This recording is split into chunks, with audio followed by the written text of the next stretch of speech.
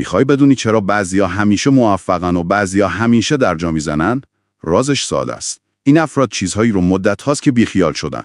چیزهایی که ما هنوز مثل وسواس بهشون چسبیدیم. امروز میخوام 9 مورد از این چیزها رو برات بگم که اگر همین حالا یاد بگیری چطور ازشون دست بکشی، میتونی انرژی و تمرکزت رو روی چیزهایی بذاری که واقعاً برات موفقیت میارن.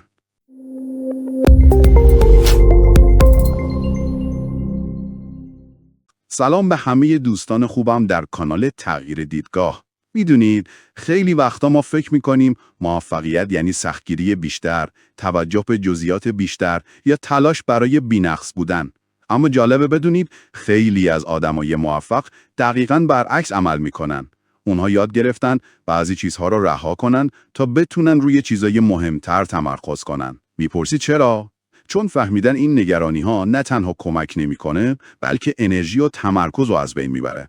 این ویدیو رو تا آخر نگاه کن. مطمئن هستم که آخرش نگاهت به موفقیت یه جور دیگه بشه. خب، بریم سراغ این 9 مورد. روتین صبحگاهی بی‌نقص. همه جا شنیدیم که موفق‌ها ساعت 5 صبح بیدار میشن. مدیتیشن میکنن، بعد 10 کیلومتر میدون و در نهایت با انرژی میرن سر کار. ولی واقعیت اینه، خیلیاشون اینطوری نیستن. مثال، تیم کوک مدیر اپل صبح خیلی زود بیدار میشه و ایمیل هاش رو جواب میده. در مقابل مارک زاکربرگ صبحها فقط یه تیشرت ساده میپوشه و میره سر کار.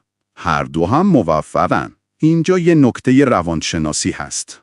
سندروم مقایسه اجتماعی، Social Comparison Theory.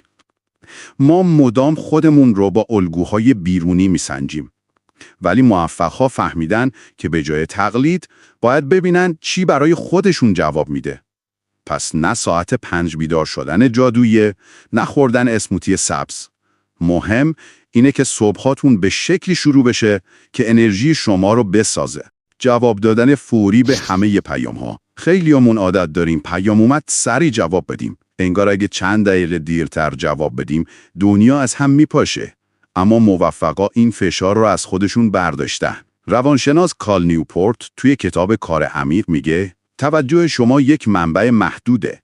هر بار که پیام میخونید یا جواب میدید، ذهنتون از تمرکز عمیق بیرون میاد. موفقا معمولاً فقط 1-2 بار در روز پیاماشون رو چک میکنن. اینطوری هم آرامششون بیشتره، هم بهره‌وریشون. مثال ساده، پیامایی که براتون میاد رو مثل لباسهای چرک ببینید. اگه هر بار یه تیکه لباس کثیف شد بدوید ماشین لباسشویی رو روشن کنید، انرژیتون تموم میشه. ولی اگه بذارید جمع بشه و یک جا بشورید، هم وقتتون حفظ میشه، هم انرژیتون. نظر مردم. خیلی از ماها هنوز دنبال تایید همه هستیم. میخوایم همه بگن آفرین یا چه کار خوبی کردی.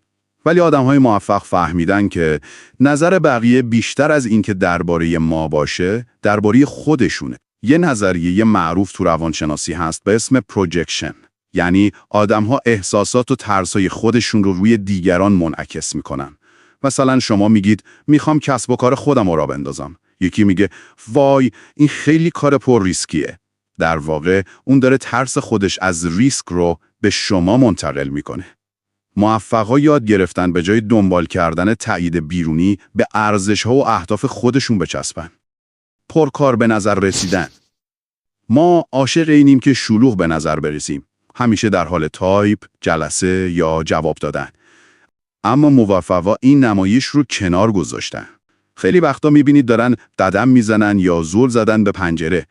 ولی این وقتها دقیقاً همون لحظه هاییه که ذهنشون در حال حل بزرگترین مسئله هاست. روانشناسی هم میگه حالت پیشفرض مغز دیفالت مود نتورک وقتی فعال میشه که ما ظاهراً بیکاریم اما مغزمون پشت صحنه درگیر خلاقیته. پس اگه دیدید یه آدم موفق خیره شده به دیوار، احتمالاً در حال کار جدیه. اگه تا اینجا برات مفید بوده همین الان یه لایک بزن که بریم سراغ نکته بعدی. شبکه‌سازی بی‌پایان. خیلی‌ها فکر می‌کنن موفقیت یعنی داشتن 1000 تا ارتباط. ولی واقعیت اینه، آدمای موفق به جای کمیت دنبال کیفیت روابط هستن. مثال، وارن بافت یکی از ثروتمندترین آدمای دنیا میگه من دایره دوستی کوچیکی دارم اما خیلی عمیق.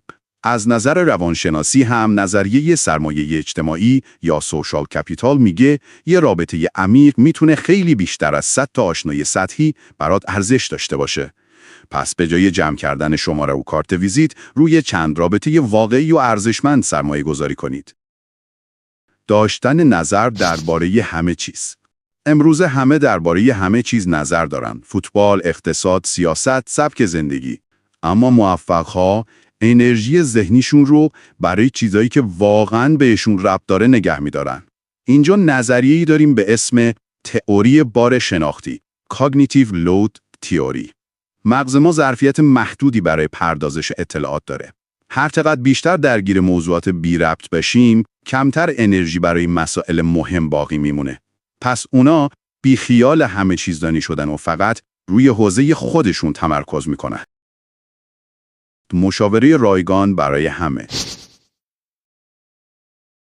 حتما شنیدید بیا یه قهوه با هم بزنیم، یکم راهنماییم کن. آدم‌های موفق یاد گرفتن که وقتشون ارزشمنده. اینا لزوماً آدمای بی‌احساسی نیستن، ولی میدونن که اگه بخوان به همه رایگان مشاوره بدن، خودشون خالی از انرژی میشن. یه مفهوم روانشناسی به اسم مرزهای شخصی personal boundaries هست. موفقا مرزهاشون رو محکم نگه میدارن. فقط وقتی واقعاً میخوان و لازمه کمک میکنن. بهینه‌سازی افراطی. بعضیا همه چیز رو میخوان بهینه کنن. خواب، غذا، برنامه، حتی تعداد قدم‌ها رو.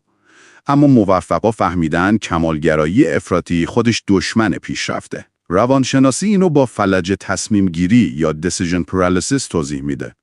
یعنی وقتی بیش از حد اطلاعات و انتخاب داریم، گیر میکنیم و جلو نمیریم. برای همین اونا میگن کافی خوبه. انرژی رو میذارن روی چند چیز مهم، بقیه رو ول میکنن. زمانبندی‌های اجتماعی. خیلی از ما تحت فشاریم که توی سن خاص باید ازدواج کنیم، خونه بخریم یا به موفقیت برسیم.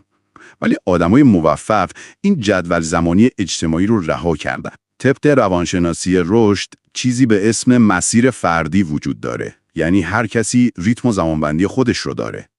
مثال، ری کراک، مؤسس مکدونالد، تازه توی 52 سالگی به موفقیت رسید.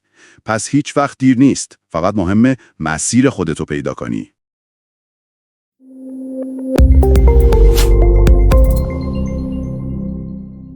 جمع‌بندی. اگه تا اینجا این نکات برات مفید بوده، همین الان یه لایک بزن که الگوریتم یوتیوبم بفهمه این محتوا ارزشمنده.